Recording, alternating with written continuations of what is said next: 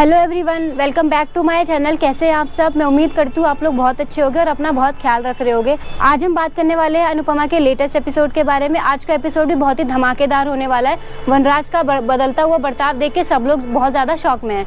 तो वीडियो की शुरुआत करते हैं और अगर वीडियो पसंद आए तो लाइक ज़रूर करना और चैनल पे पहली बार आ रहे हो तो सब्सक्राइब करना मत भूलना। एपिसोड की शुरुआत में हम देखते हैं कि वनराज ने अनुपमा को मना किया हुआ है कि मेरे घर बताओ, मेरे घर के मामलों में मत पड़ो, और उसको धमकी देके काफ़ी ज़्यादा रूडली बिहेव करके वो वहाँ से चला जाता है डिम्पी और स्वीटी को लेके। अब टीटू अनुपमा को सफाई दे रहा है कि अनुपमा मैम आप तो विश्वास करें, हम लोगों ने कुछ गलत नहीं किया है, वो सिर्फ इवेंट देखना चाहती थी और मैं उसे खुश रखना चाहता था, इसलिए मैं उसको लेकर आया। तो अनुपमा कहती है कि हर चीज़ हमेशा हमारी मर्जी से नहीं होती है, तुम्हें चिंता करने की जरूरत नहीं, मैं तुम पे पूरा भरोसा करती हूँ। यहाँ छोटी को अपनी गलती का रियलाइज हो गया है कि उसने रिया को बुली करके बहुत ज़्यादा गलत किया है, तो वो पापा से भी सॉरी कहती है और उनसे प्रॉमिस करती है जैसी मम्मा घर पे आएगी मैं उनसे भी सॉरी बोल दूंगी। अनुपमा अब अपने घर पे चली जाती है। जैसी वो अपने घर का गेट खोलती है, उसमें घुसती है, तुरंत छोटी जो है एक अच्छी सी शायरी के साथ उसका वेलकम करती है और उसको सॉरी बोलती है और उससे प्रॉमिस भी करती है कि आज के बाद मैं कभी भी किसी को बुली नहीं करूंगी। अगर कोई किसी को बुली कर रहा होगा तो मैं उसके साथ खड़ी रहूंगी और उस बुली के अगेंस्ट खड़ी रहूंगी। मैं एक अच्छी गर्ल हूँ और मैं एक गुड गर्ल बन के आपको दिखाऊंगी और आज के बाद कभी कोई गलती नहीं करूंगी। अगर हो जाएगी तो उसके लिए सॉरी जरूर कहूंगी। अब इस बात पे सब लोग खुश हो जाते हैं तो उसे हॉट चॉकलेट पिलाने के लिए ले जाते हैं, यानी कि अनुपमा और अनुज, छोटी, सब लोग जाएंगे हॉट चॉकलेट पीने के लिए। अब यहाँ पे शाह हाउस में मचा हुआ है बहुत बड़ा धमाका, बहुत बड़ा तहलका, सस्पेंस बना हुआ है, क्योंकि वनराज अपने घर वालों से कहते एकदम कुर्सी लगा के बैठ जाता है, कहता है आप लोगों से मुझे बहुत ज़रूरी बात करनी है। पूरा परिवार इकट्ठा हो जाता है और उसके बात का इंतज़ार कर रहे हैं कि आखिर क्या बात करनी है।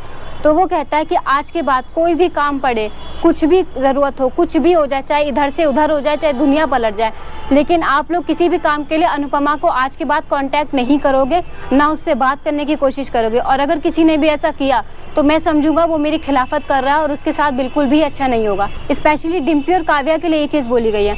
तो बापू जी, डिम्पी, काव्या सब लोग बोलते हैं कि जब कोई नहीं होता है ना तब अनुपमा होती है, यहाँ तक कि तू भी नहीं होता है वनराज, तो हम उससे बात करना कैसे छोड़ते हैं? हमारी मुसीबत के टाइम वही काम आती है, तू भी काम नहीं आता। तो वो कहता है कि आप लोगों ने ऐसी बातें कर करके ना उसको इतना सर पे चढ़ा लिया है, अब उसको ऐसा लगने लगा है कि ना कपाड़िया हाउस उसके बिना चल सकता है, ना शाह हाउस उसके बिना चल सकता है। उसको इस चीज़ का घमंड हो गया कि मेरे बिना कोई कुछ नहीं कर सकता है। अब वो हमारे घर के मामलों में कुछ ज़्यादा ही इंटरफेयर करने लगी है। उसकी शादी दूसरी हो चुकी है ना, उसका अपना परिवार है, तो अपने काम पे ध्यान रखे और अपने परिवार पे ध्यान दे, ना कि मेरे परिवार में। ये मेरा घर है और ये इस घर का मालिक मैं हूँ, तो इसको मैं ही हैंडल करूँगा। वनराज के साथ पाखी भी इस चीज़ का सपोर्ट करती है कि बेटी तो उसी के ना, आप लोग जानते हैं पाखी किस तरीके की है। लेकिन डिम्पी और काव्या इस चीज़ से मना करते, कहते चाहे कुछ भी हो जाए लेकिन हम अनुपमा से बात करना नहीं छोड़ेंगे, क्योंकि तुम भी हमारे साथ नहीं देते हो जब वो हमारा साथ देती है। तो वो कहते अरे ओ देवियो, अनुपमा के नाम का मंदिर तोड़ने को नहीं कह रहा, बस कह रहा हूँ कि जब ज़रूरत हो, बहुत ज़्यादा, जब कोई तीज त्योहार हो तभी उसको कॉल किया जाए, बात पे रोज़ कांटेक्ट करने की ज़रूरत नहीं है, और जो करेगा वो मेरा सबसे बड़ा दुश्मन होगा, ऐसा धमकी देता है। और स्पेशली डिम्पी के लिए वो बोलता है कि अनुपमा ने सबसे ज़्यादा डिम्पी को शह दे रखी है कि कैसे रहना है, कैसे नहीं रहना, उसकी गलत आदतों में, गलत हरकतों में उसका साथ दे रही है, इसलिए मैं चाहता हूँ वो दूर रहे। और बाहर का डबल स्टैंडर्ड देखिए, वैसे जब ज़रूरत होती है तो अनुपमा करके कॉल मिलाती हैं, अनुपमा ये हो गया, अनुपमा वो हो गया, और जब आज वनराज उसके अगेंस्ट बोल रहा है, उसके खिलाफ बोल रहा है, उसके बुरा बोल रहा है, तो वो वनराज का ही साथ दे रही है। अनुपमा के लिए बोलने के बजाय वो कहती है ठीक है तू सही कह रहा है, हम तेरी बात मान लेते हैं, और अनुपमा का अपना घर है, वो अपना परिवार देखे, और इस सबके लिए अच्छा ये है कि वो दूर रहे इस परिवार से। और हाँ, आप और हम सब ये जानते हैं कि अगर अनुपमा ना हो, उनका घर तो बिल्कुल भी नहीं चलने वाला, ना ही ये शो चलने वाला है। अब हमें आगे देखना है कि क्या अनुपमा जो है इस घर में दोबारा आएगी या नहीं आएगी। लेकिन नेक्स्ट एपिसोड में हमें ये भी देखने को मिलता है कि किंजल, तोशु, परी सब वापिस आ चुके हैं लंदन से, और उसका जन्मदिन है परी का। तो अब परी के जन्मदिन के लिए किंजल कसम खा लेती है कि मम्मी यहाँ पे होंगी तो ही परी का जन्मदिन होगा, नहीं तो नहीं होगा, नहीं तो केक उसका नहीं कटेगा।